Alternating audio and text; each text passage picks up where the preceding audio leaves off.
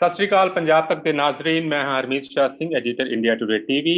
ਔਰ ਅੱਜ ਸਾਡੇ ਨਾਲ ਜੁੜੇ ਨੇ ਹਰਿੰਦਰ ਸਿੰਘ ਜੀ, ਜੋ ਕਿ ਨਿਊ ਜਰਸੀ ਵਿੱਚ ਨੇ। ਔਰ ਅੱਜ ਅਸੀਂ ਜਿਹੜੇ ਸਬਜੈਕਟ ਤੇ ਗੱਲ ਕਰਨ ਜਾ ਰਹੇ ਹਾਂ, ਇਨਫੈਕਟ ਜਿਹੜਾ ਸਬਜੈਕਟ ਹੈਗਾ ਉਸ ਨੂੰ ਅਸੀਂ ਕੈਰੀ ਫਾਰਵਰਡ ਕਰ ਰਹੇ ਹਾਂ। ਪਿਛਲੇ ਸਬਜੈਕਟ ਤੇ ਅਸੀਂ ਗੱਲ ਕੀਤੀ ਸੀ ਯੂਐਸ ਇਲੈਕਸ਼ਨ ਦੇ ਉੱਤੇ।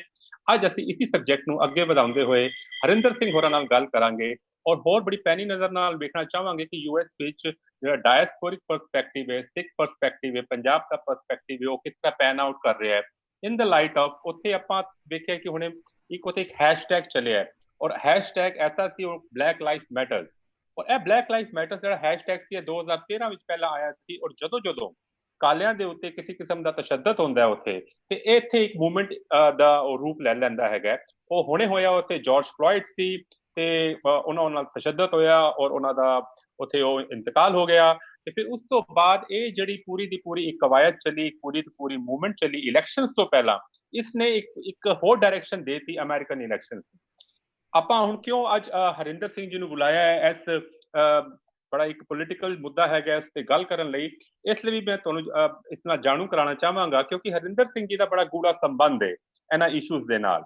ਪਹਿਲੀ ਗੱਲ ਤੇ ਹੈ ਕਿ ਇਹ ਯੂਪੀ ਚ ਇਹਨਾਂ ਦੀ ਪੈਦਾਇਸ਼ ਹੁੰਦੀ ਹੈ ਔਰ ਫਿਰ ਉਸ ਤੋਂ ਬਾਅਦ ਜਦੋਂ ਇਹ ਅਮਰੀਕਾ ਜਾਂਦੇ ਨੇ ਤੇ ਉੱਥੇ ਇਹ ਪ੍ਰੋਫੈਸ਼ਨਲੀ ਬੈਚਲਰਸ ਕਰਦੇ ਨੇ ਐਰੋਸਪੇਸ ਇੰਜੀਨੀਅਰਿੰਗ ਵਿੱਚ ਔਰ ਮਾਸਟਰਸ ਕਰਦੇ ਨੇ ਇੰਜੀਨੀਅਰਿੰਗ ਮੈਨੇਜਮੈਂਟ ਦੇ ਵਿੱਚ। ਫਿਰ ਉਸ ਤੋਂ ਬਾਅਦ ਜਿਹੜੀ ਐਮਫਿਲ ਕਰਦੇ ਨੇ ਉਹ ਐਮਫਿਲ ਕਰਦੇ ਨੇ ਗੁਰੂ ਗ੍ਰੰਥ ਸਾਹਿਬ ਦੀ ਸਟੱਡੀਜ਼ ਦੇ ਵਿੱਚ। ਔਰ ਇੱਕ ਬੜਾ ਖਾਸ ਇੱਕ ਇਹਨਾਂ ਦਾ ਸੰਬੰਧ ਰਿਹਾ ਹੈ ਬਲੈਕ ਮੂਵਮੈਂਟ ਦੇ ਨਾਲ, ਬਲੈਕ ਰਾਈਟਸ ਦੇ ਨਾਲ, ਕਿ ਜਦੋਂ ਇਹਨਾਂ ਨੇ ਉਹਨਾਂ ਦੇ ਪ੍ਰਿਜ਼ਨ ਰਿਫਾਰਮਸ ਵਾਸਤੇ ਉੱਥੇ ਦੀ ਸਰਕਾਰ ਸੀ, ਓਬਾਮਾ ਸਰਕਾਰ ਸੀ, ਉਹਨਾਂ ਨਾਲ ਲੌਬੀ ਕੀਤੀ ਔਰ ਉਸ ਜਦੋਜਹਿਦ ਵਿੱਚ ਰਹੇ ਕਿ ਇਹਨਾਂ ਨੂੰ ਜਿਹੜੇ ਪ੍ਰਿਜ਼ਨ ਰਿਫਾਰਮਸ ਨੇ ਉਹ ਕੀਤੇ ਜਾਣ, ਜੋ ਕਿ ਇਹਨਾਂ ਦੀ ਲਾਈਫ ਹੋਵੇ ਜਿਹੜੀ ਉਸ ਵਿੱਚ ਕੁਝ ਨਾ ਕੁਝ ਈਜ਼ ਆਵੇ। ਸਤਿ ਸ਼੍ਰੀ ਅਕਾਲ ਹਰਿੰਦਰ ਸਿੰਘ ਜੀ, ਆਪ ਜੀ ਦਾ ਨਿੱਘਾ ਸਵਾਗਤ ਹੈ ਪੰਜਾਬ ਤੱਕ ਵਿੱਚ। ਸੋ ਗੁਰੂ ਫਤਿਹ ਜੀ ਤੇ ਸਤਿ ਸ਼੍ਰੀ ਅਕਾਲ। ਮੈਂ ਸ਼ੁਰੂਆਤ ਕਰਨਾ ਚਾਹਾਂਗਾ ਕਿ ਤੁਸੀਂ ਸਾਡੇ ਪੰਜਾਬ ਤੱਕ ਦੇ ਜਿਹੜੇ ਦਰਸ਼ਕ ਨੇ, ਇੰਡੀਆ ਵਿੱਚ ਵੀ ਨੇ, ਬਾਹਰ ਵੀ ਨੇ, ਥੋੜਾ ਜਿਹਾ ਉਹਨਾਂ ਨੂੰ ਜਰਾ ਜਾਣੂ ਕਰਾਓ ਕਿ ਇਹ ਸਾਰੀ ਦੀ ਸਾਰੀ ਮੂਵਮੈਂਟ ਬਲੈਕ ਲਾਈਫ ਦੀ ਉਸ ਨਾਲ ਤੁਹਾਡਾ, because you are a Sikh gentleman, ਤੇ ਏਵੀਏਸ਼ਨ ਨਾਲ ਸੰਬੰਧ ਰਿਹਾ ਹੈ, ਇੰਜੀਨੀਅਰਿੰਗ ਨਾਲ ਸੰਬੰਧ ਰਿਹਾ ਹੈ, ਮੈਨੇਜਮੈਂਟ ਨਾਲ ਸੰਬੰਧ ਰਿਹਾ ਹੈ। ਇਸ ਮੂਵਮੈਂਟ ਦੇ ਵਿੱਚ ਤੁਸੀਂ ਕਿਸ ਤਰ੍ਹਾਂ ਆਏ ਹੋ? ਪ੍ਰਿਜ਼ਨ ਰਿਫਾਰਮਸ ਦੀ ਗੱਲ ਕਿਸ ਤਰ੍ਹਾਂ ਸ਼ੁਰੂ ਹੋਈ?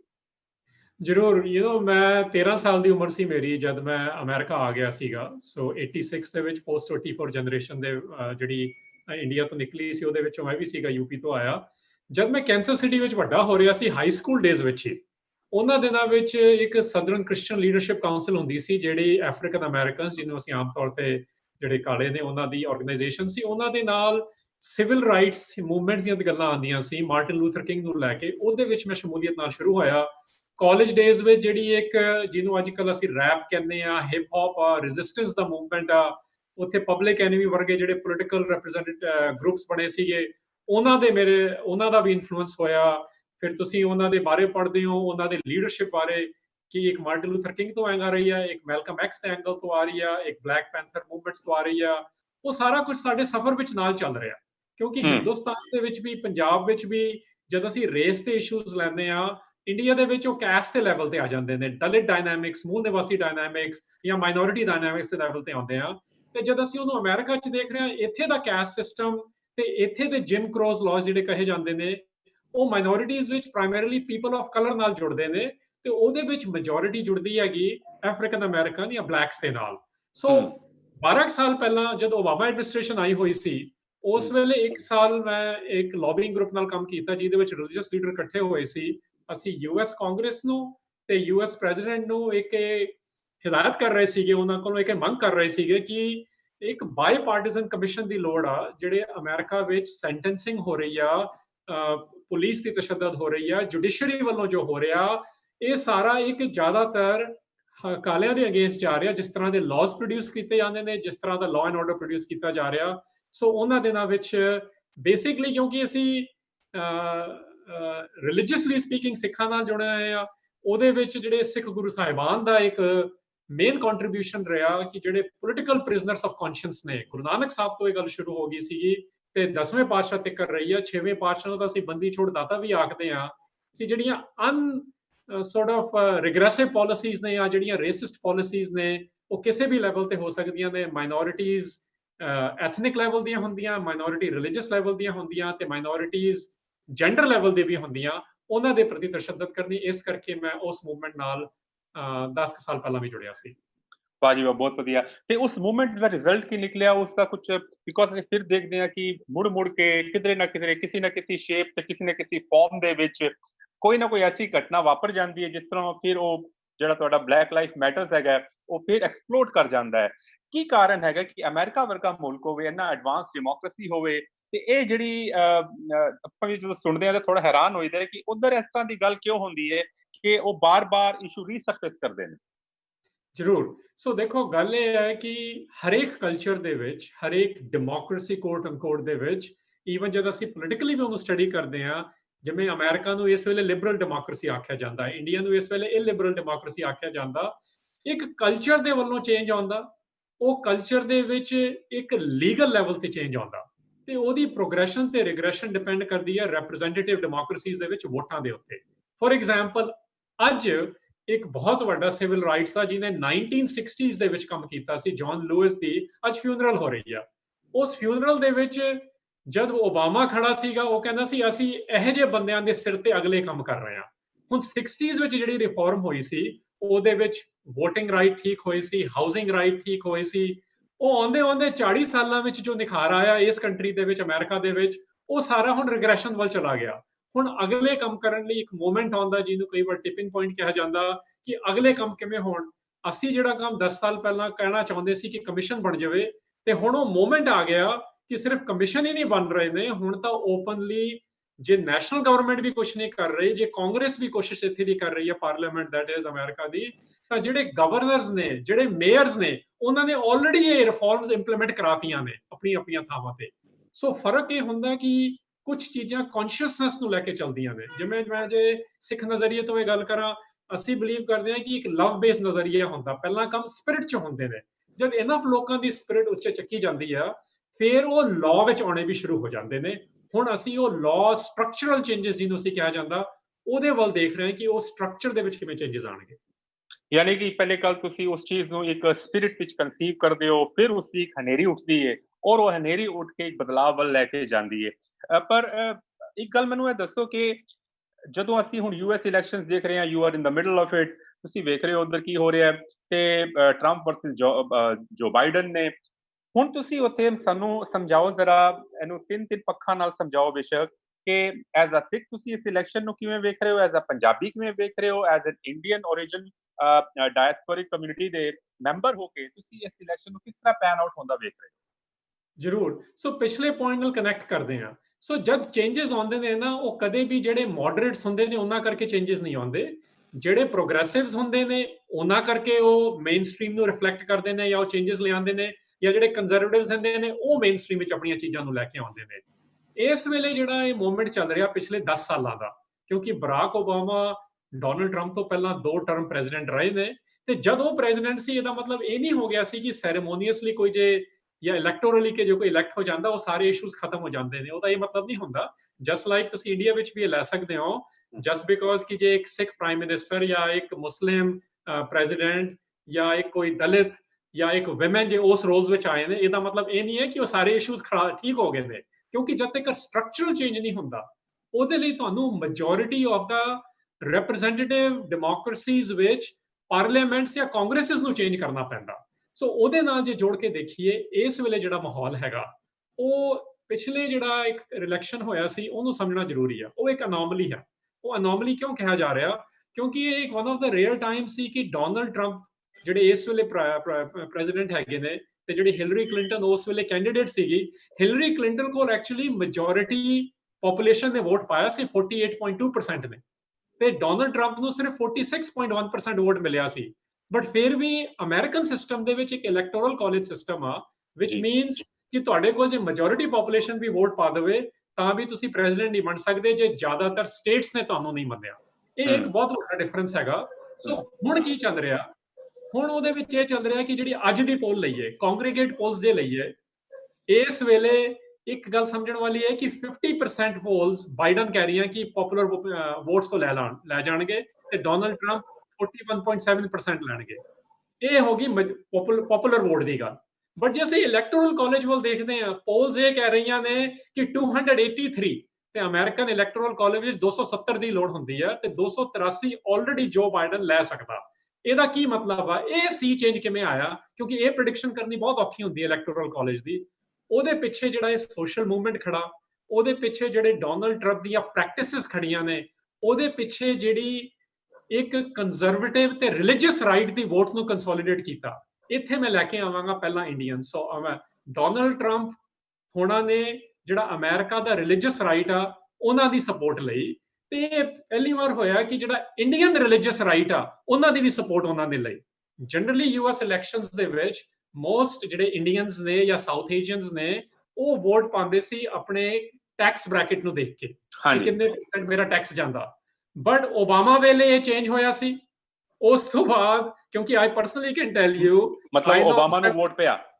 ਹਾਂਜੀ, ਉਸ ਵੇਲੇ ਮੈਨੂੰ ਮਲਟੀਪਲ ਮਿਲੀਅਨਰਸ ਨੇ ਕਿਹਾ, ਮੈਂ ਪਰਸਨਲੀ ਉਹਨਾਂ ਦੇ ਇਸ ਲਈ ਨਾਂ ਨਹੀਂ ਲੈ ਰਿਹਾ, ਬਟ ਉਹਨਾਂ ਨੇ ਇਨ ਕੌਨਫੀਡੈਂਸ ਮੈਨੂੰ ਦੱਸਿਆ ਹੈਗਾ। ਸੋ ਐਨੈਕਡੋਟ ਵੀ ਇਹ ਦਿਖਾ ਰਿਹਾ, ਡੇਟਾ ਵੀ ਇਹ ਦਿਖਾ ਰਿਹਾ। ਕਹਿੰਦੇ ਕਿ ਸਾਡੀ ਵਾਈਫ ਤੇ ਸਾਡੀ ਕੁੜੀ ਨੇ ਕਹਿਤਾ ਹੈਗਾ ਕਿ Obama is the right man and that's why we should vote for him. ਕਹਿੰਦੇ ਅਸੀਂ ਟੈਕਸ ਦੀ ਪਰਵਾਹ ਨਾ ਕਰਦੇ ਹੋਏ ਵੀ ਵੋਟ ਪਾਇਆ ਉਹਨੂੰ। ਤੇ ਟਰੰਪ ਵੇਲੇ ਵੀ ਇਦਾਂ ਹੋਇਆ। ਟਰੰਪ ਵੇਲੇ ਰਿਲੀਜੀਅਸ ਰਾਈਟ ਨੇ ਬਾਕੀ ਚੀਜ਼ਾਂ ਛੱਡਤੀਆਂ ਆਪਣੇ ਸੁਪਰੀਮ ਕੋਰਟ ਜਸਟਿਸਿਸ ਨੂੰ ਲੈਣ ਲਈ ਅਮਰੀਕਾ ਦੇ ਵਿੱਚ। ਇੰਡੀਆ ਦੇ ਵਿੱਚ ਜਿਹਨੂੰ ਅਸੀਂ ਇਸ ਵੇਲੇ ਮੋਦੀ ਫੈਨੋਮੇਨਾ ਆਖ ਰਹੇ ਹਾਂ, ਉਸ ਫੈਨੋਮੇਨਾ ਨੂੰ ਜਾਂ ਰਿਲੀਜੀਅਸ ਰਾਈਟ ਦੇ, ਕਿਉਂਕਿ ਇੰਡੀਆ ਦਾ ਰਿਲੀਜੀਅਸ ਰਾਈਟ ਜਿਹੜਾ ਉਹਨਾਂ ਨੇ ਵੀ ਟਰੰਪ ਨੂੰ ਸਪੋਰਟ ਕੀਤਾ।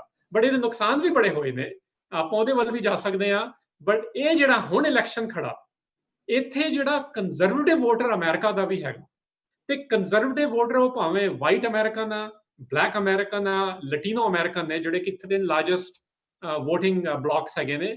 ਇਹਦੇ ਵਿੱਚ ਜਿਹੜਾ ਸਾਊਥ ਏਸ਼ੀਅਨ ਬਲੌਕ ਆ ਉਹ ਹੁਣ ਰਾਈਟਸ ਨੂੰ ਵੀ ਦੇਖ ਰਿਹਾ। ਫॉर ਐਗਜ਼ਾਮਪਲ ਦੇਖੋ ਇਸ ਵੇਲੇ I don't know how many people realize this, America ਦੇ ਵਿੱਚ ਰਫਲੀ 5.5 ਮਿਲੀਅਨ ਸਾਊਥ ਏਸ਼ੀਅਨ ਰਹਿੰਦੇ ਨੇ ਤੇ 10 ਸਾਲ ਪਹਿਲਾਂ ਦੇ ਸੈਂਸਸ ਵਿੱਚ ਉਹ 3.5 ਮਿਲੀਅਨ ਨੰਬਰ ਸੀ। ਮਤਲਬ 36% ਗਰੋਥ ਹੋਈ ਹੈ south Asians the, which includes primarily India ਤੇ ਥੋੜੇ ਪਾਕਿਸਤਾਨ, ਸ਼੍ਰੀਲੰਕਾ ਤੇ ਜਿਹੜੇ 8 ਕੰਟਰੀਆਂ ਦਾ ਬਲੌਕ ਬਣਦਾ ਸਾਊਥ ਏਸ਼ੀਆ ਦਾ। ਹੁਣ ਇਹ ਕਿਉਂ ਹੋਈ ਆ? ਇਹ ਜਿਹੜਾ ਬਲੌਕ ਹੋ ਰਿਹਾ, ਵੱਡਾ ਬਣ ਰਿਹਾ, ਇਹ ਹੁਣ ਇਸ਼ੂਜ਼ ਬਾਰੇ ਵੀ ਸੋਚ ਰਹੇ ਨੇ। ਅਰਲੀਅਰ ਦੇਖੋ ਅਸੀਂ ਸਾਰੇ ਜਿਹੜੇ ਜ਼ਿਆਦਾ ਇੰਡੀਆ ਤੋਂ ਤੇ ਸਪੈਸ਼ਲੀ ਪੰਜਾਬ ਤੋਂ ਆਉਂਦੇ ਸੀ, ਵੀ ਆਰ ਐਗਰੀਗੇਰੀਅਨ ਸੋਸਾਇਟੀ ਦੇ ਸੀਗੇ, ਕੰਜ਼ਰਵੇਟਿਵ ਵੈਲਿਊਜ਼ ਵਾਲੇ ਹੁੰਦੇ ਸੀ ਜਨਰਲੀ, ਤੇ ਇਹ ਜੁੜਿਆ ਹੋਇਆ 80s ਦੇ ਇਸ਼ੂਜ਼ ਨਾਲ ਵੀ। ਬਟ ਹੁਣ ਜਿਹੜੇ ਆ ਰਹੇ ਨੇ, ਜਿਹੜੀ ਇੱਕ ਅਮਰੀਕਨ ਮੇਨ ਸਟ੍ਰੀਮ ਦੇ ਵਿੱਚ ਪੋਲੀਟੀਕਲ ਐਕਟਿਵਿਜ਼ਮ ਆ ਰਿਹਾ, ਉਹਦੇ ਵਿੱਚ ਹੁਣ ਸਾਡੇ ਬੰਦੇ ਸਿਰਫ ਰਿਲੀਜੀਅਸ ਜਾਂ ਨਹੀਂ ਆ ਰਹੇ, ਉਹਦੇ ਵਿੱਚ ਪ੍ਰੋਗਰੈਸਿਵ ਡੈਮੋਕ੍ਰੈਟਸ ਵੀ ਆ ਰਹੇ ਨੇ, ਕੰਜ਼ਰਵੇਟਿਵ ਰਿਪਬਲਿਕਨਸ ਵੀ ਆਏ ਨੇ ਤੇ ਆ ਰਹੇ ਨੇ। ਫॉर ਐਗਜ਼ਾਮਪਲ ਸਾਰਿਆਂ ਨੂੰ ਪਤਾ ਕਿ ਨਿੱਕੀ ਹੇਲੀ ਵੀ ਹੈਗੀ ਸੀ ਤੇ ਪਿਊਸ਼ ਤੇ ਬੌਬੀ ਜਿੰਦਲ ਵੀ ਸੀ। ਬਟ ਉਹਦਾ ਦੂਸਰਾ ਪਾਸਾ ਵੀ ਹੈ ਕਿ ਜਿੱਥੇ ਪ੍ਰਮਿਲਾ ਜੈਪਾਲ ਵਰਗੇ ਵੀ ਨੇ ਜਿਹੜੇ ਪ੍ਰੋਗਰੈਸਿਵ ਡੈਮੋਕ੍ਰੇਟਸ ਨੇ, ਜਿੱਥੇ ਰੋਹਿਤ ਖੰਨਾ ਵਰਗੇ ਵੀ ਨੇ, ਤੇ ਹੁਣ ਵਾਈਸ ਪ੍ਰੈਜ਼ੀਡੈਂਸ਼ੀਅਲ ਕੈਂਡੀਡੇਟਸ ਦੇ ਲਈ ਕਮਲਾ ਹੈਰਿਸ ਵਰਗੇ ਵੀ ਕੰਸੀਡਰ ਕੀਤੇ ਜਾ ਰਹੇ ਨੇ, ਜਿੱਥੇ ਸਿੱਖ ਮੇਅਰ ਵੀ ਇਲੈਕਟਡ ਹੋ ਗਏ, ਰਵਿੰਦਰ ਸਿੰਘ ਭੱਲਾ ਵਰਗੇ, ਰਵੀ ਭੱਲਾ ਵਰਗੇ। ਸੋ ਜਿੱਥੇ ਪ੍ਰੀਤ ਬਰਾਰਾ ਵਰਗੇ ਜਿਹੜਾ ਪੰਜਾਬੀ ਸਿੱਖ ਹੈਗਾ ਇੰਡੀਅਨ ਡਿਸੈਂਟ ਦਾ, ਉਹ ਹਾਈਐਸਟ ਲੈਵਲ ਤੇ ਨਿਊਯਾਰਕ ਅਟਾਰਨੀ ਜਨਰਲ ਵੀ ਪੜਿਆ, ਜਿਹੜਾ ਹੁਣ ਪੋਲੀਟੀਕਲ ਹੋ ਗਿਆ ਹੈਗਾ। ਸੋ ਕਹਿਣ ਦਾ ਭਾਵ ਇਹ ਆ ਕਿ ਸਾਊਥ ਏਸ਼ੀਅਨ ਦਾ ਇੱਕ ਪੋਲੀਟੀਕਲ ਐਕਟਿਵਿਜ਼ਮ ਵੱਲ ਝੁਕਾਅ ਵੀ ਆਇਆ। ਉਹਦੇ ਵਿੱਚ ਪੰਜਾਬੀ ਵੀ ਅੱਗੇ ਆਏ ਨੇ, ਤੇ ਸਭ ਤੋਂ ਪਹਿਲਾਂ ਪੰਜਾਬੀ ਹਿਸਟੋਰੀਕਲੀ ਦਲੀਪ ਸਿੰਘ ਸੌਂਧ ਸੀ, 60s ਵਿੱਚ ਇਲੈਕਟ ਹੋਇਆ ਸੀਗਾ। ਉਸ ਵੇਲੇ ਹੋ ਜਾਣਾ ਪੰਜਾਬੀ ਬੰਦੇ ਦਾ, ਤਾਂ ਉਸ ਵੇਲੇ ਉਹਦੀ ਟਰਬਨ ਨਹੀਂ ਬੰਦੀ ਸੀ, ਬਟ ਉਹਦੇ ਸਾਰੇ ਸਟੈਚੂਸ ਨੂੰ ਟਰਬਨ ਨਾਲ ਲੱਗਦੇ ਨੇ। ਸੋ ਕਹਿਣ ਦਾ ਭਾਵ ਇਹ ਰਾਈਜ਼ਿੰਗ ਵੋਟ ਬਲੌਕ ਆ, ਬਟ ਇਸ ਰਾਈਜ਼ਿੰਗ ਵੋਟ ਬਲੌਕ ਵਿੱਚ ਹੁਣ ਇਹ ਸਿੰਗਲ ਏਜੰਡੇ ਤੇ ਵੋਟ ਨਹੀਂ ਪਾ ਰਹੇ। ਹੁਣ ਇਹ ਦੇਖ ਰਹੇ ਨੇ ਕਿ H1B ਵੀਜ਼ਾਸ ਵੀ ਇੰਡੀਆ ਦੇ ਹੀ ਸਾਰੇ ਸਭ ਤੋਂ ਜ਼ਿਆਦਾ ਖਰਾਬ ਹੋਏ ਨੇ, ਜੋ ਪਿਛਲੇ 2 ਸਾਲਾਂ 'ਚ ਸਾਨੂੰ ਨਜ਼ਰ ਆ ਰਿਹਾ, ਸੌਰੀ 3.5 ਸਾਲਾਂ 'ਚ। ਹੁਣ ਇਹ ਵੀ ਨਜ਼ਰ ਆ ਰਿਹਾ ਕਿ ਜਦ ਯੂਨੀਵਰਸਿਟੀਆਂ ਤੇ ਬੈਨ ਲੱਗ ਰਹੇ ਨੇ, ਅਮਰੀਕਨ ਯੂਨੀਵਰਸਿਟੀ ਵਿੱਚ ਸਭ ਤੋਂ ਜ਼ਿਆਦਾ ਪ੍ਰੋਫੈਸਰ ਤੇ ਸਟੂਡੈਂਟ ਇੰਡੀਅਨ ਹੀ ਹਰਟ ਹੋ ਰਹੇ ਨੇ। ਸੋ ਹੁਣ ਸਿੰਗਲ ਏਜੰਡੇ ਨੂੰ ਖਤਮ ਕਰਕੇ ਲੋਕੀ ਇੱਕ ਲਾਰਜਰ ਏਜੰਡਾ ਦੇਖ ਰਹੇ ਨੇ, what is good for America, what is good for India, what is good for Indians, ਤੇ ਕਿਹੜੀ ਚੀਜ਼ ਪੰਜਾਬੀਆਂ ਲਈ ਵੀ ਬੈਸਟ ਆ ਤੇ ਕਿਹੜੀ ਚੀਜ਼ ਸਿੱਖਾਂ ਲਈ ਵੀ ਬੈਸਟ ਆ। ਤੇ ਲੋਕੀ ਇਸ ਵੇਲੇ ਪਾਰਟੀਆਂ ਨੂੰ ਕ੍ਰਾਸ ਕਰਨਗੇ ਤੇ ਕਰ ਵੀ ਰਹੇ ਨੇ, ਕਿਉਂਕਿ ਰਿਪਬਲਿਕਨ ਪਾਰਟੀ ਆਪਣੇ ਆਪ ਵਿੱਚ ਇੱਥੇ ਇੰਪਲੋਡ ਵੀ ਹੋ ਰਹੀ ਹੈ। ਮੈਂ ਤੁਹਾਡੇ ਕੋਲ ਇੱਕ ਬਲੈਕ ਲਾਈਵਸ ਮੈਟਰਸ ਦੇ ਬਾਰੇ ਇੱਕ ਹੋਰ ਗੱਲ ਪੁੱਛਣਾ ਚਾਹਾਂਗਾ। ਅਸੀਂ ਅਕਸਰ ਦੇਖਦੇ ਹਾਂ ਕਿ ਬਈ ਇੰਡੀਆ ਹੋਵੇ ਫॉर ਐਗਜ਼ਾਮਪਲ, ਤੇ ਇੱਧਰ ਜਿਹੜੀ ਮੇਨ ਲਾਰਜੈਸਟ ਮਾਈਨੋਰਿਟੀ ਹੈ ਉਹ ਮੁਸਲਿਮ ਕਮਿਊਨਿਟੀ ਹੈ, ਤੇ ਸਿੱਖਾਂ ਦੀ ਪੋਪੂਲੇਸ਼ਨ ਜਿਹੜੀ ਹੈਗੀ ਹੈ ਉਹ 2% ਦੇ ਇਰਦ ਗਿਰਦ ਹੈਗੀ ਹੈ। ਸੋ ਸਿਮਿਲਰਲੀ US ਵਿੱਚ ਜਿਹੜੀ ਜਦੋਂ ਅਸੀਂ ਮਾਈਨੋਰਿਟੀਜ਼ ਦੀ ਗੱਲ ਕਰਦੇ ਹਾਂ, ਉੱਥੇ ਰੇਸ ਤੇ ਗੱਲ ਆ ਜਾਂਦੀ, ਉੱਥੇ ਫਿਰ ਕਾਲੇ ਆ ਜਾਂਦੇ ਨੇ। ਇੱਕ ਗੱਲ ਮੈਨੂੰ ਹਮੇਸ਼ਾ ਇਹ ਸਮਝ ਨਹੀਂ ਆਉਂਦੀ, ਔਰ ਮੈਨੂੰ ਕਈ ਵਾਰੀ ਲੱਗਦਾ ਹੈ ਕਿ ਕਈ ਬੜੀ ਬੜੀ ਆਇਰੋਨਿਕਲ ਜੀ ਗੱਲ ਹੋ ਜਾਂਦੀ ਹੈ ਕਿ ਜਿਹੜੀ ਦੂਸਰੀ ਵੱਡੀ ਮਾਈਨੋਰਿਟੀ ਹੁੰਦੀ ਹੈ ਉਹਦੇ ਨਾਲ ਤੇ ਕਾਫੀ ਇੱਕ ਵੱਡੀ ਤਾਦਾਦ ਦੇ ਵਿੱਚ ਲਿਬਰਲ ਖਲੋ ਜਾਂਦਾ ਹੈ, ਲੇਕਿਨ ਜਦੋਂ ਛੋਟੀ ਮਾਈਨੋਰਿਟੀ ਦੀ ਗੱਲ ਆਉਂਦੀ ਹੈ ਉਹ ਅਸੀਂ ਵੇਖਦੇ ਹਾਂ, ਇੱਧਰ ਵੀ ਵੇਖਦੇ ਹਾਂ ਕਿ ਕਈ ਵਾਰੀ ਤਸ਼ੱਦਦ ਹੁੰਦਾ ਹੈ ਦੂਸਰੀ ਮਾਈਨੋਰਿਟੀ ਦੇ ਉੱਤੇ, ਤੇ ਜਿਹੜਾ ਲਿਬਰਲ ਲਾਰਜੈਸਟ ਮਾਈਨੋਰਿਟੀ ਦੇ ਨਾਲ ਖੜਾ ਹੁੰਦਾ ਹੈ, ਜਦੋਂ ਛੋਟੀ ਮਾਈਨੋਰਿਟੀ ਦੀ ਗੱਲ ਆਉਂਦੀ ਹੈ ਤੇ ਉੱਥੇ ਉਹ ਇੰਨਾ ਬੋਲਦਾ ਨਹੀਂ। ਅਮਰੀਕਾ ਵਿੱਚ ਕੀ ਸਿਸਟਮ ਹੈ, ਉੱਧਰ ਤੁਹਾਨੂੰ ਕੀ ਜਾਪਦਾ ਹੈ ਕਿ ਜਦੋਂ ਮੰਨ ਲਓ ਕਿ ਸਿੱਖ ਹੋ ਗਏ ਜਾਂ ਹੋਰ ਨਾਨ ਬਲੈਕ ਮਾਈਨੋਰਿਟੀਜ਼ ਹੋ ਗਈਆਂ, ਉਹਨਾਂ ਨਾਲ ਜਦ ਕੋਈ ਗੱਲ ਹੁੰਦੀ ਹੈ ਤੇ ਉਸ ਨਾਲ ਬੰਦੇ ਖਲੋਂਦੇ ਨੇ? ਬਹੁਤ ਵਧੀਆ ਸਵਾਲ ਹੈ ਆਪ ਜੀ ਦਾ ਇਹ, ਤੇ ਆਪਾਂ ਇਹਨੂੰ ਐਟਲੀਸਟ ਦੋ ਲੈਵਲ ਤੇ ਦੇਖਣ ਦੀ ਲੋੜ ਆ। ਪਹਿਲਾ ਮੈਂ ਸਾਊਥ ਏਸ਼ੀਅਨਸ, ਮੋਸਟਲੀ ਇੰਡੀਅਨਸ ਇਨ ਅਮਰੀਕਾ ਦੀ ਗੱਲ ਕਰਾਂਗਾ। ਦੇਖੋ ਜਿਹੜੇ ਇੱਥੇ ਹੁਣ ਟਰਮ ਯੂਜ਼ ਹੋ ਰਿਹਾ ਪੀਪਲ ਆਫ ਕਲਰ, ਪੀਓਸੀ, ਪੀਓਸੀ ਦਾ ਮਤਲਬ ਹੈਗਾ ਜਿਹੜੇ ਬਲੈਕਸ ਤੇ ਬਰਾਊਨਸ ਐਂਡ ਨੇਟਿਵਸ, ਇਹ ਤਿੰਨ ਲਾਰਜੈਸਟ ਬਲੌਕਸ ਬਣ ਗਏ, ਠੀਕ ਹੈ ਜੀ। ਹੁਣ ਇਹ ਤਿੰਨ ਲਾਰਜੈਸਟ ਬਲੌਕਸ ਅੱਜ ਦਾ ਹੀ ਨਹੀਂ ਬਟ ਪਿਛਲੇ 10 ਸਾਲਾਂ ਵਿੱਚ ਇਹਦੀ ਸੀਰੀਅਸ ਕੰਸੋਲੀਡੇਸ਼ਨ ਹੋਣੀ ਸ਼ੁਰੂ ਹੋਈ ਹੈ। ਬਰਾਊਨ ਤੇ ਨੇਟਿਵ, ਹਾਂਜੀ, ਇਹ ਤਿੰਨ ਲਾਰਜੈਸਟ ਬਲੌਕਸ ਇਹ ਬਣਦੇ ਨੇ। ਮਤਲਬ ਜਿਹੜੇ ਜਿਹਨੂੰ ਅਸੀਂ ਆਮ ਤੌਰ ਤੇ ਇੰਡੀਅਨ ਅਮਰੀਕਨਸ ਕਹਿ ਦਿੰਦੇ ਹਾਂ, ਉਹ ਕਨਫਿਊਜ਼ਨ ਹੋ ਜਾਂਦਾ। ਉਹ ਐਕਚੁਅਲੀ ਨੇਟਿਵ ਅਮਰੀਕਨਸ ਵੀ ਨਹੀਂ ਹੈ, ਉਹਨਾਂ ਦਾ ਆਪਣਾ ਟਰਮ ਹੈਗਾ ਕਿ ਉਹ ਨੇਟਿਵ ਅਮਰੀਕਨਸ ਨੇ, ਜਿਨ੍ਹਾਂ ਨੂੰ ਰੈਡ ਇੰਡੀਅਨਸ ਵੀ ਕਿਹਾ ਜਾਂਦਾ ਸੀ। ਹੁਣ ਇਸ ਸਾਲ ਜਿਹੜੀ ਫੁੱਟਬਾਲ ਅਮਰੀਕਨ ਫੁੱਟਬਾਲ ਟੀਮ ਆ, ਜਿਹੜੀ ਕੈਂਸਸ ਸਿਟੀ ਦੀ ਤੇ ਵਾਸ਼ਿੰਗਟਨ ਰੈਡਸਕਿਨ ਕੈਂਸਸ ਸਿਟੀ ਚੀਫਸ, ਦੋਨਾਂ ਨੂੰ ਆਪਣੇ ਨਾਂ ਚੇਂਜ ਕਰਨੇ ਪੈ ਰਹੇ ਨੇ। ਇੱਕ ਇਹ ਮੂਵਮੈਂਟ ਚੱਲ ਰਿਹਾ ਲਾਰਜਰ, ਉਹ ਲਾਰਜਰ ਮੂਵਮੈਂਟ ਦੇ ਵਿੱਚ ਬੜਿਆਂ ਨੂੰ ਫਾਇਦਾ ਹੋਊਗਾ ਇਸ ਗੱਲ ਦਾ, ਕਿਉਂਕਿ ਇੱਕ ਕਲਚਰਲ ਸ਼ਿਫਟ ਵੀ ਹੋ ਰਹੀ ਆ, ਇੱਕ ਹੱਦ ਟੱਪੀ ਗਈ ਆ। ਜਦ ਇੱਕ ਹੱਦ ਟੱਪੀ ਜਾਂਦੀ ਆ ਤਾਂ ਜਿਹੜੇ ਪਿਛਲੇ 30 40 50 ਸਾਲਾਂ 'ਚ ਕੰਮ ਹੋਏ ਸੀ ਤੇ ਉਹਨਾਂ ਕੰਮਾਂ ਦਾ ਇਕੱਠੇ ਹੋਣਾ, ਫॉर ਐਗਜ਼ਾਮਪਲ 60s ਦੇ ਵਿੱਚ ਲੇਬਰ ਮੂਵਮੈਂਟ ਲਟੀਨੋ ਮੂਵਮੈਂਟ ਵੱਲੋਂ, ਮਤਲਬ ਮੈਕਸੀਕਨ ਜ਼ਿਆਦਾ ਵੱਲੋਂ ਆਉਂਦਾ ਸੀ। ਸੀਜ਼ਰ ਸ਼ਾਵੇਜ਼ ਉਸ ਵੇਲੇ ਖੜਾ ਸੀ, ਤੇ ਸੀਜ਼ਰ ਸ਼ਾਵੇਜ਼ ਦੇ ਨਾਲ ਤੁਸੀਂ ਇਹ ਹੈਰਾਨ ਹੋਵੋਗੇ ਸੁਣ ਕੇ, ਸਭ ਤੋਂ ਜ਼ਿਆਦਾ ਪੰਜਾਬੀ ਸਿੱਖ ਖੜੇ ਸੀ। ਉਹਦਾ ਇੱਕ ਲੈਕਚਰ ਆ ਜਿਹੜਾ ਖੜ ਕੇ ਉਹ ਕਹਿ ਰਿਹਾ ਕਿ ਜਦ ਲੇਬਰ ਰਾਈਟਸ ਦੀ ਗੱਲ ਆਉਂਦੀ ਆ, ਫਾਰਮਰ ਰਾਈਟਸ ਦੀ ਗੱਲ ਆਉਂਦੀ ਆ, ਹੀ ਯੂਜ਼ਡ ਟੂ ਸੇ ਵੀਵਾ ਲਾ ਖਾਲਸਾ। ਉਹਦੀ ਡਾਕੂਮੈਂਟਰੀ ਵੀ ਬਣੀ ਹੋਈ ਇਹਦੇ ਬਾਰੇ, ਇੱਕ ਇੰਡੀਅਨ ਡਾਇਰੈਕਟਰ ਦੀ ਬਣਾਈ ਹੋਈ ਆ। ਕਹਿਣ ਦਾ ਭਾਵ ਕਿ ਥੋੜਾ ਥੋੜਾ ਇਹ ਪਹਿਲਾਂ ਹੁੰਦਾ ਸੀ। ਹੁਣ ਹੋਇਆ ਕੀ ਹੈਗਾ, ਪ੍ਰੋਗਰੈਸਿਵ ਆਰਗੇਨਾਈਜੇਸ਼ਨਸ ਹੈਗੀਆਂ, ਜਿਵੇਂ ਸਿਰਫ ਪ੍ਰੋਗਰੈਸਿਵ ਨਹੀਂ, ਇਨਕਲੂਸਿਵ ਮੈਨੂੰ ਕਹਿਣਾ ਚਾਹੀਦਾ, ਸਾਊਥ ਏਸ਼ੀਅਨ ਅਮਰੀਕਨਸ ਸਾਲਟ ਉਹਦਾ ਨਾਂ ਹੈਗਾ, ਲੀਡਿੰਗ ਟੂਗੇਦਰ। ਹੁਣ ਉਹਦੇ ਵਿੱਚ ਸਿੱਖ ਵੀ ਨੇ, ਇੰਡੀਅਨਸ ਆਫ ਹਿੰਦੂ ਪਰਸੂਏਸ਼ਨ ਵੀ ਹੈਗੇ ਨੇ, ਦਲਿਤ ਪਰਸੂਏਸ਼ਨ ਵੀ ਹੈਗੇ, ਵਿਮਨ ਪਰਸੂਏਸ਼ਨ ਵੀ ਹੈਗੇ। ਮਤਲਬ ਇਸ ਤਰ੍ਹਾਂ ਦੀਆਂ ਐਫਰਟ ਪਿਛਲੇ 10-15 ਸਾਲਾਂ ਸ਼ੁਰੂ ਹੋਈਆਂ ਨੇ, ਜਿਹੜੀਆਂ ਇਸ ਗੱਲ ਨੂੰ ਸਮਝ ਰਹੀਆਂ ਭਾਈ ਅਸੀਂ ਜਿਹੜੀ ਗੱਲ ਕਰਦੇ ਆ ਨਾ, ਇੱਕ ਤਰਫ ਅਸੀਂ ਕਹਿੰਦੇ ਆ ਸਾਡੇ ਰਾਈਟਸ ਹੈ ਨਹੀਂ ਤੇ ਇੰਟਰਨਲ ਰੇਸਿਜ਼ਮ ਸਾਡਾ ਬੜਾ ਤਗੜਾ, ਆਪਾਂ ਇੰਟਰਨਲ ਰੇਸਿਜ਼ਮ ਵੀ ਖਤਮ ਕਰੀਏ, ਇੰਟਰਨਲ ਜੈਂਡਰ ਸੈਕਸਿਜ਼ਮ ਵੀ ਖਤਮ ਕਰੀਏ। ਸੋ ਉਸ ਤਰ੍ਹਾਂ ਦੀਆਂ ਨੈਸ਼ਨਲ ਆਰਗੇਨਾਈਜੇਸ਼ਨਸ ਦੀ ਕੰਸੋਲੀਡੇਸ਼ਨ ਤੇ ਕੋਲੀਸ਼ਨ ਅਮਰੀਕਾ ਵਿੱਚ ਡੈਫੀਨਿਟਲੀ ਬਣੀ ਹੈ।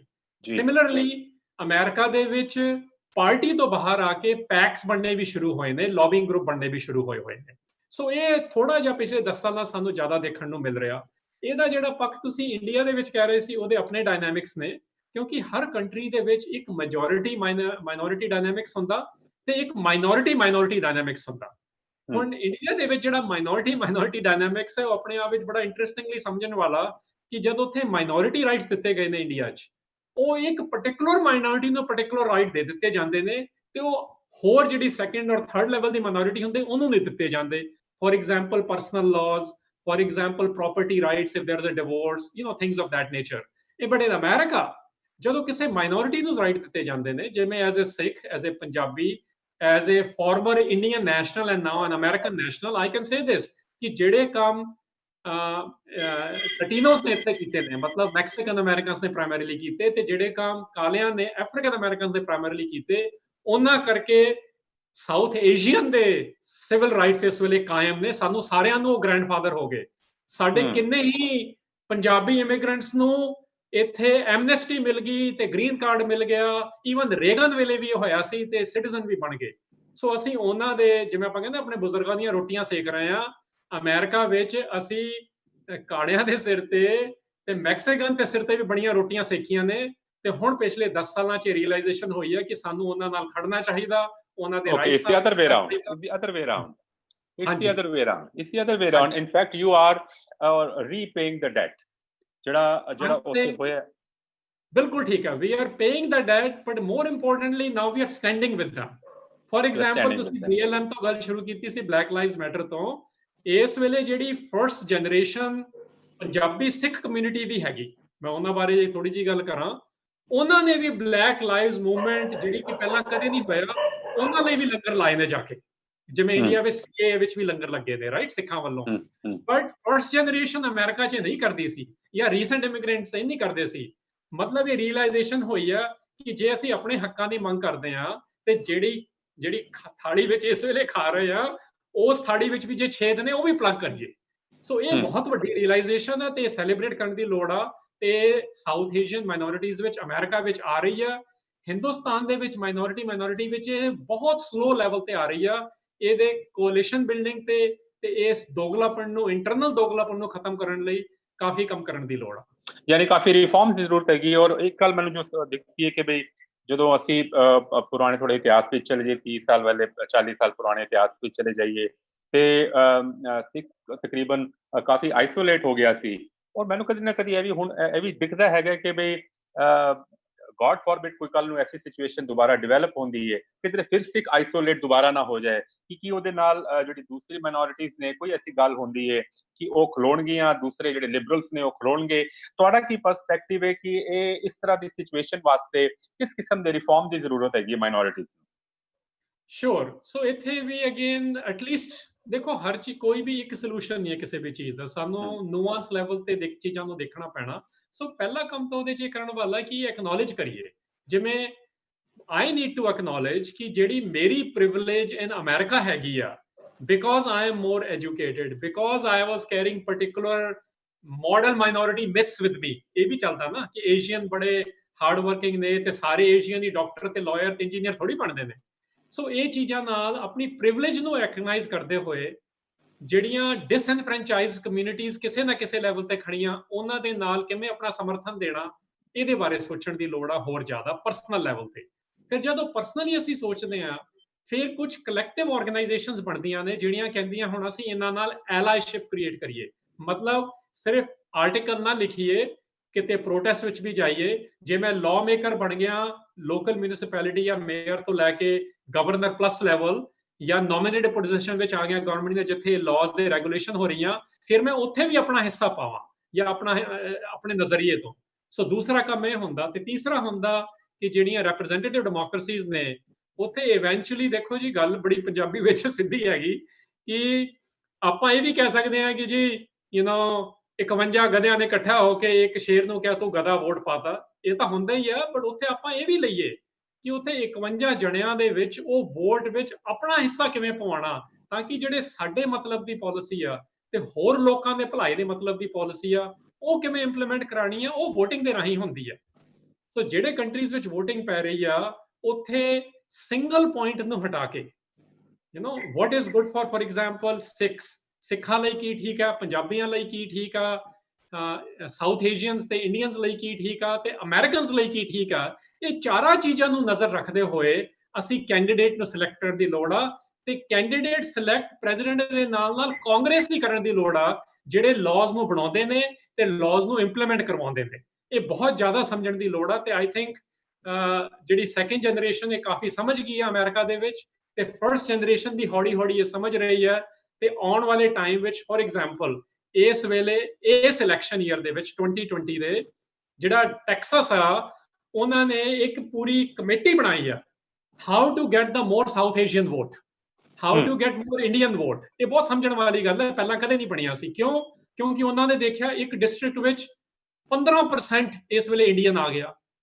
ਸੋ ਉਹ ਡਿਸਟ੍ਰਿਕਟ ਦੀ ਸੀਟ ਜਦ ਤੁਸੀਂ ਜਿੱਤਦੇ ਹੋ, ਉਹ ਜਿਹੜੇ ਹਾਊਸ ਆਫ ਰੈਪਰੈਜ਼ੈਂਟੇਟਿਵ ਆ, ਜਿਹਨੂੰ ਅਸੀਂ ਕਾਂਗਰਸ ਮੈਨ ਔਰ ਵੂਮਨ ਕਹਿੰਦੇ ਆ, ਉਹ ਇੱਕ ਵੋਟ ਐਡ ਹੁੰਦਾ ਹੈਗਾ। ਉਹ ਵੋਟ ਫਿਰ ਡਿਸਾਈਡ ਕਰਦਾ ਕਿ ਕਿਹੜੇ ਸਟਰਕਚਰ ਚੇਂਜਸ ਆਉਣਗੇ। ਸਭ ਤੋਂ ਜ਼ਿਆਦਾ ਸਟਰਕਚਰਲ ਚੇਂਜਸ ਅਮਰੀਕਾ ਦੇ ਵਿੱਚ ਇੱਥੇ ਦੀ ਕਾਂਗਰਸ ਮੈਨ ਵੂਮਨ ਜਦ ਵੋਟ ਪਾਉਂਦੇ ਉੱਥੋਂ ਆਉਂਦੇ ਨੇ। ਸੋ ਪ੍ਰੈਜ਼ੀਡੈਂਸ਼ੀਅਲ ਪੋਲਿਟਿਕਸ ਦੇ ਨਾਲ ਜਿਹੜੀ ਇੱਕ ਰੈਪਰੈਜ਼ੈਂਟੇਟਿਵ ਡੈਮੋਕ੍ਰੇਸੀ ਦੀ ਪਾਰਲੀਮੈਂਟਰੀ ਜਾਂ ਕਾਂਗਰਸ ਪੋਲਿਟਿਕਸ ਆ, ਉਹਦੇ ਵੱਲ ਵੀ ਹੁਣ ਤਵੱਜੋ ਸਾਊਥ ਏਸ਼ੀਅਨ ਦੀ ਜਾ ਰਹੀ ਆ। ਇਹ ਪਰਕੋਲੇਟ ਡਾਊਨ, ਇਟ ਪਰਕੋਲੇਟਸ ਡਾਊਨ, ਥੱਲੇ ਤੱਕ ਜਾ ਕੇ ਕਾਂਗਰਸ ਤੇ ਜਾ ਕੇ ਫਿਰ ਫੈਡਰਲ ਲੈਵਲ ਤੋਂ ਸਟੇਟ ਲੈਵਲ ਤੇ ਆ ਕੇ ਪੂਰਾ ਦਾ ਪੂਰਾ ਸਟਰਕਚਰਲ ਜਿਹੜੇ ਡਾਇਨਾਮਿਕਸ ਨੇ ਉਹ ਚੇਂਜ ਕਰਨ ਦੀ ਗੱਲ ਹੁੰਦੀ ਹੈਗੀ ਹੈ। Harinder Singh ji, this was a very rich conversation we had with you. ਬੜਾ ਵਧੀਆ ਲੱਗਿਆ ਤੁਹਾਡੇ ਨਾਲ ਗੱਲਬਾਤ ਕਰਕੇ। ਜਿਸ ਤਰ੍ਹਾਂ ਇਹ ਇਲੈਕਸ਼ਨਸ ਅੱਗੇ ਹੋਰ ਪ੍ਰੋਗਰੈਸ ਹੋਣਗੇ, ਅਸੀਂ ਰਾਬਤਾ ਵੀ ਤੁਹਾਡੇ ਨਾਲ ਰੱਖੀ ਰੱਖਾਂਗੇ। ਤੇ ਪੰਜਾਬ ਤੱਕ ਵੀ ਤੁਹਾਡਾ ਜੁੜਨ ਲਈ ਬਹੁਤ ਬਹੁਤ ਧੰਨਵਾਦ। ਪੰਜਾਬ ਤੱਕ ਦੇ ਦਰਸ਼ਕਾਂ ਨੂੰ ਮੈਂ ਇੱਕ ਵਾਰੀ ਫਿਰ ਕਹਿਣਾ ਚਾਹਾਂਗਾ ਕਿ ਤੁਹਾਡੇ YouTube ਚੈਨਲ ਦੇ ਉੱਤੇ ਇੱਕ ਘੰਟੀ ਹੈਗੀ, ਉਸ ਆਈਕਨ ਨੂੰ ਜ਼ਰੂਰ ਪ੍ਰੈਸ ਕਰੋ, ਸਾਨੂੰ ਸਬਸਕ੍ਰਾਈਬ ਕਰੋ, ਤਾਂ ਜੋ ਅਸੀਂ ਤੁਹਾਡੇ ਨਾਲ ਰਾਬਤਾ ਬਣਾਈ ਰੱਖੀਏ। ਅਗਲੀ ਵਾਰ ਇੱਕ ਹੋਰ ਮੁੱਦੇ ਨਾਲ, ਇੱਕ ਹੋਰ ਇੰਟਰਨੈਸ਼ਨਲ ਮੁੱਦੇ ਨਾਲ ਜਿਹੜਾ ਡਾਇਸਪੋਰਾ ਨਾਲ ਸੰਬੰਧਿਤ ਹੋਏਗਾ, ਫਿਰ ਤੁਹਾਡੇ ਸਾਹਮਣੇ ਹਾਜ਼ਰ ਹੋਵਾਂਗੇ। ਤਦ ਤੱਕ ਸਤਿ ਸ਼੍ਰੀ ਅਕਾਲ। ਸ਼ੁਕਰੀਆ ਜੀ।